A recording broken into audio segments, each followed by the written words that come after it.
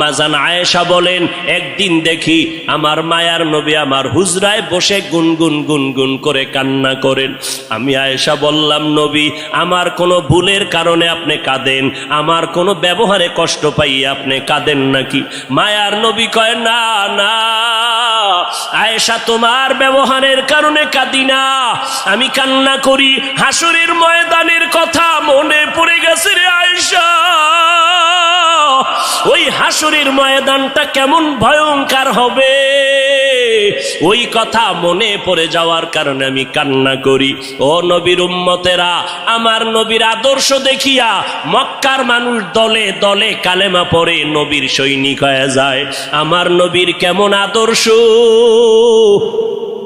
নবী রাস্তা দিয়ে হাঁটে, যেখানে কদম দেয় ওখান থেকে দীর্ঘদিন মেশকের ঘেরান আসতেছে, নবীর ঘাম থেকে মেশকের ঘেরান পাওয়া যায়। আমার নবী হাঁটতেছেন রাস্তা দিয়া, বারবার সালামের আওয়াজ শোনা যায়। সাহাবায়ে কেরাম বলেন, মানুষ নাই, সালামের আওয়াজ কোথার থেকে শোনা যায়?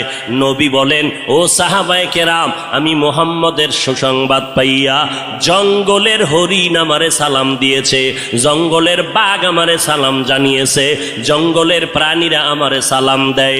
আমার নবীর শরীরের মধ্যে মশা মাছি পড়া হারাম।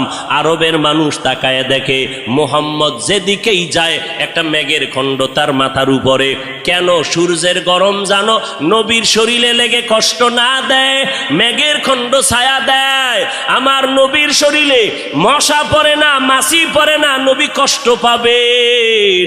সেই নবী আমার এই উম্মতের আদর্শ বাস্তবায়নের জন্য পেটে পাথর বেঁধে কালেমার দাওয়াত দিলেন।